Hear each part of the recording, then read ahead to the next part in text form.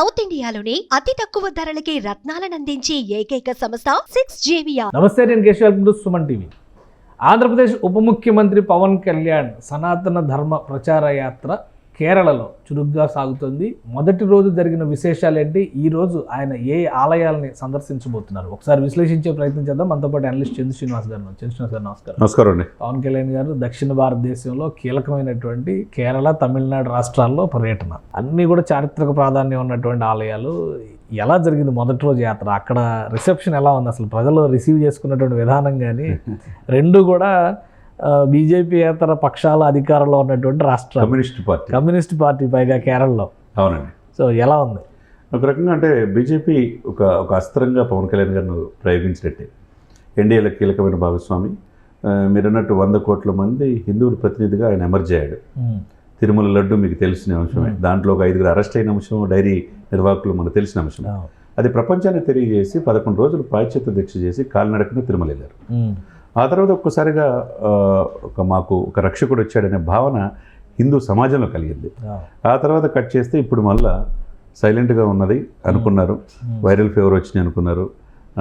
Rest తీసుకుంటున్నాడు అనుకున్న సమయంలో మహారాష్ట్ర ఎలక్షన్స్ రిజల్ట్ తర్వాత పరిణామంలో మన ఢిల్లీ కూడా అధికారంలో వచ్చిన తర్వాత ఇక రాబోయే రోజుల్లో నెక్స్ట్ ఇయర్ తమిళనాడు ఎలక్షన్ జరగబోతుంది. కర్ణాటక ఇవన్నీ కూడా 1 by 1 జరగబోతుంది. మరి ఇప్పుడు కేరళలో ఫస్ట్ స్టార్ట్ చేసి నిన్న కొచ్చిలో దిగిన తర్వాత అగస్త్య మహర్షి ఆలయాన్ని సందర్శించటం, తర్వాత తిరువల్లలో ఆలయాన్ని, రాముల వారి మిగతా ఆలయాలు కూడా సందర్శించడం, ఇవన్నీ కూడా హిస్టారికల్. మన తెరమరుగైన చరిత్రని సమాజానికి తెలియజేసేటట్టుగా ఇప్పుడు ఈ దశాబ్ద కాలంలో ఆ రోజు ఖిల్జీలు, తుగ్లక్లు, వీళ్ళంతా గోరీలు మన సంస్కృతిని, సాంప్రదాయాల్ని, గుడుల్ని ధ్వంసం చేసి అట్లా మసీదులు కట్టారు. ఇప్పుడు ఈ దశాబ్ద కాలంలో ఇవన్నీ కూడా హిందూ సనాతన ధర్మం కోసం మోదీ గారి నేతృత్వంలో ఈ యొక్క ప్రభుత్వం పనిచేస్తుంది. ఇప్పుడు ఇదే సమయంలో పవన్ కళ్యాణ్ గారు హిందూ సనాతన ధర్మ పరిరక్షణ బోర్డు ఏర్పాటు చేయాలని, అందులో అసలు బీజేపీ వాళ్ళు అనేక మందిని చంపేశారు. అక్కడ లెఫ్ట్ పార్టీ వాళ్ళు, బీజేపీ నాయకులు, కార్యకర్తల నాయకులు చెప్పారు. అటువంటి కేరళలో ఈయన వెళ్ళటం, వాళ్ళు అక్కడ ఉన్న వాళ్ళు పొలిటికల్ ప్లానింగ్ కూడా ఉంది. అంటే ఇప్పుడు నాది వ్యక్తిగతం అని చెప్పి పవన్ కళ్యాణ్ గారు చెప్పినా డెఫినెట్గా పొలిటికల్ ఇంటెన్షన్ ఈజ్ దేర్. ఎందుకంటే తమిళనాడులో కావచ్చు, కేరళలో కావచ్చు, ఆ తర్వాత కర్ణాటకలో కావచ్చు ఎలక్షన్ జరగబోతుంది. జరిగేటప్పుడు హిందువులకు కూడా మేము ఉన్నామనే భరోసా ఒక వ్యక్తి ద్వారా కావాలి. అది పవన్ కళ్యాణ్ గారు అయితే దక్షిణ భారతదేశంలో ఒక మంచి పేరుంది, నేము ఫేము రెండూ ఉన్నాయి కాబట్టి ఆయన నేతృత్వంలో ఆయన కుమారుడితో పాటు వెళ్ళటం, TTD board member Anand Sai గారు కూడా వెళ్ళటం, అక్కడున్న చారిత్రక నేపథ్యాన్ని అక్కడున్న పండితులు, పురోహితులు వివరించి చెప్పటం. అంటే ఇది కేవలం ఆలయాల సందర్శన యాత్రగానే ఉంటుంది, ప్రజలలోకి వెళ్ళేటువంటిది. ఎందుకంటే మనం తిరుపతిలో చూసాం, ప్రాయశ్చిత్త దీక్ష కంప్లీట్ అయ్యేటప్పుడు వారాహి సభ నిర్వహించారు. అక్కడ జనసందోహం ఇవన్నీ చూసి ఆయన రాజకీయంగా కూడా ప్రసంగం చేశారు.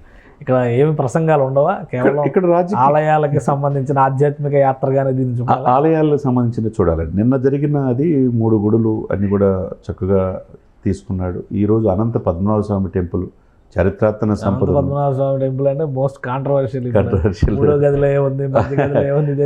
అది కూడా ఈరోజు సందర్శించిన తర్వాత తమిళనాడు మధుర మీనాక్షి టెంపుల్, లేకపోతే ఇవన్నీ కూడా మిగతా కుంభకోణంలో సుబ్రహ్మణ్యేశ్వర స్వామి టెంపుల్, ఇవన్నీ కూడా ఏంటంటే హిందువుల యొక్క మనోభావాలు ముడిపడి ఉంటాయి. కానీ ఇక్కడ ఒక సమస్య వస్తుంది. రాష్ట్రంలో ఉన్నటువంటి ముఖ్యమంత్రి గారికి కూటమికి మధ్య ఏదో పొసగట్లేదు. పవన్ కళ్యాణ్ గారు మీటింగ్లకి, ప్రభుత్వ అధికార మీటింగ్లకి రావట్లేదు, యాత్రలు మాత్రం చేస్తున్నారు. ఆయన ఆరోగ్యం బాగాలేదా అనేటువంటి అంశం మీద సోషల్ మీడియాలో విపరీతంగా వైరల్ అవుతుంది. సార్, సోషల్ మీడియాలో ఇష్టం వచ్చినట్టు రాసుకునే స్వేచ్ఛ వాళ్ళకు ఉంటే పవన్ కళ్యాణ్ గారికి ఆయన ఏం చేయాలో స్వేచ్ఛ ఆయనకు ఉండదా?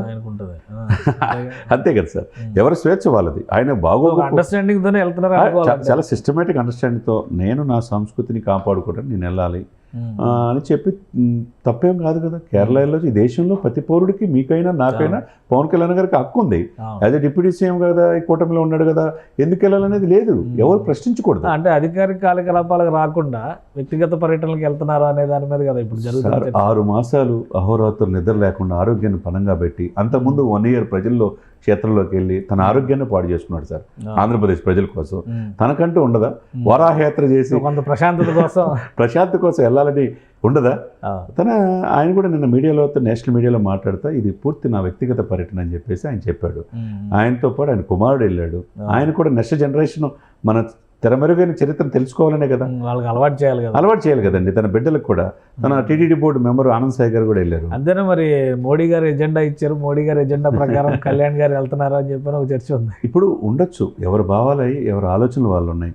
కొంతమంది కొద్ది ముందుకేసి కేరళలో కూడా దక్షిణ భారతదేశంలో నార్త్ ఇండియా మొత్తం బీజేపీ ఆసేతు హిమాచలం విస్తరించింది. ఢిల్లీ కూడా ఎప్పుడెప్పుడు 27 ఫస్ట్ టైం ఎంపీ సీట్ గెలిచారు కదా ఒక ఎంపీ సీటు. మరి అక్కడ అనేక మంది కార్యకర్తలు చనిపోయారు. వాళ్ళకు కూడా ఒక ధైర్యం కావాలి కదా. సురేష్ గోపి అనుకుంటా సెంట్రల్ మినిస్టర్ అయ్యాడు, మంత్రి అయ్యాడు. మరి అక్కడ ఒక అవకాశం వాళ్ళు కూడా తప్పే ఉంది. మేమున్నామని భరోసా అక్కడ పార్టీకి ఇవ్వాలి కదా. అది పవన్ కళ్యాణ్ రూపే కావచ్చు, ఏదైనా కావచ్చు. ఇకపోతే అన్నామలై తమిళనాడులో మనం చూసాం. ఒక ఐపీఎస్ ఆఫీసర్ అయి ఉండి ఆయన ఎంత చక్కగా ప్రయత్నం చేస్తున్నాడు. తను గెలవకపోవచ్చు కానీ నెక్స్ట్ ఇక్కడ తమిళనాడు గవర్నర్ 26లో ఎలక్షన్స్ ఉన్నాయి తమిళనాడులో. అంటే అక్కడ కూడా కొంచెం గట్టిగానే కొట్టే అవకాశం ఉంది. డెఫినెట్గా తెలుగు వాళ్ళ ప్రభావం ఎక్కువగా ఉన్నది.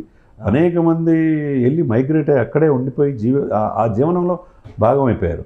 అదే అక్కడ స్టాలిన్ కుమారుడు ఉదయనిధి స్టాలిన్కి ఇది వైరస్తో పోల్చాడు సనాతన ధర్మాన్ని. అది కొద్దిగా కోపంగానే ఉంది. ఒకవైపు ఏమో విజయేమో ఒక పార్టీ పెట్టాడు, ఒకవైపు బీజేపీ ముందుకెళ్లాలని ఉంది. ఇదే సమయంలో ఈయన యొక్క యాత్ర కూడా కలిసి వచ్చే అవకాశం ఎన్డీఏ కూటమికి స్పష్టంగా కనపడుతుంది. కాబట్టి ఇది ఇంతటితో ఆకుండా మీరు అన్నట్టు 3 రోజులు 11 దేవాలయాలు, చారిత్రాత్మకమైన దేవాలయాలు ఆయన తిరగటం మనం చూసిన అంశమే. ఆయన ఎందుకంటే వారాహయాత్ర చేసిన లేకపోతే మనం ఎవరు తెలియనిది ఆయన 11 రోజులు ప్రాయశ్చిత్త దీక్ష వెంకటేశ్వర స్వామి దగ్గరికి వెళ్ళి కాలినడకకి వెళ్ళాడు సార్. అది ప్రపంచానికి తిరుమల లడ్డు అపవిత్రమైంది తెలిసింది. సిబిఐ అదే కదా ఇప్పుడు బయటపెట్టింది. కానీ సిబిఐ కల్తీ అవ్వలేదని చెప్తున్నారు. కానీ పవన్ కళ్యాణ్ చంద్రబాబు నాయుడు మనసులో కల్తీ అయినాయి అని చెప్పి వైసీపీ ఏదైనా కానీ దీనికి కారణమైన వ్యక్తులను అరెస్ట్ చేశారు కదా. ఇదే సమయంలో ఎక్కడ తప్పు జరిగితే 6 తిరుమలలో తొక్కిసలాట చనిపోతే క్షమాపణ ఆయన స్వయంగా కోరాడు కదా ప్రభుత్వం తరఫున. దాన్ని విశాల దృక్పథం అంటారు. అంటే వసుదైక కుటుంబం లాంటి మన సంస్కృతి సాంప్రదాయాలను కాపాడుకుంటా ముందుకెళ్లాలనే ఇదిలో ఈ నిలటం అనేది రాబోయే రోజుల్లో దక్షిణ భారతదేశాల్లో ఈ ఎన్డీఏ కూటమికి కలిసి వచ్చే అవకాశం స్పష్టంగా కనపడుతుంది. రైట్. థ్యాంక్ యూ శ్రీనివాస్ గారు. ఇది పవన్ కళ్యాణ్ గారి యాత్ర వెనుక వ్యక్తిగతమైనటువంటి అంశాలు ఉన్నాయి తప్పితే రాజకీయాలతో సంబంధం లేదని విశ్లేషిస్తున్నారు. అలానే ఆయన యాత్ర చేయడం వల్ల దక్షిణాది రాష్ట్రాల్లో ప్రధానంగా కేరళ, తమిళనాడులో బీజేపీకి కలిసి వచ్చేటువంటి అంశాలు కూడా పుష్కలంగా ఉన్నాయి. సనాతన ధర్మ ప్రచారంలో భాగంగా జరుగుతున్నటువంటి యాత్ర కాబట్టి అక్కడ ఎలాంటి అంశాలు ఉన్నాయి, దానిపైన పవన్ కళ్యాణ్ ఎలా స్పందిస్తారనేది కూడా ఇప్పుడు ఆసక్తికరంగా మారింది. అన్నిటికీ మించి తమిళనాడు రాజకీయాల్లో పవన్ కళ్యాణ్ ప్రభావం ఈ పర్యటన తర్వాత మరింతగా బలీయంగా మారేటువంటి అవకాశం ఉందని చంద్ర శ్రీనివాస్ గారు విశ్లేషిస్తున్నారు. ఇది special discussion. Keep watching. Suman టీవీలో మీ పర్సనల్ అండ్ బిజినెస్ ప్రమోషన్స్ కోసం కింది నెంబర్కి కాంటాక్ట్ చేయండి.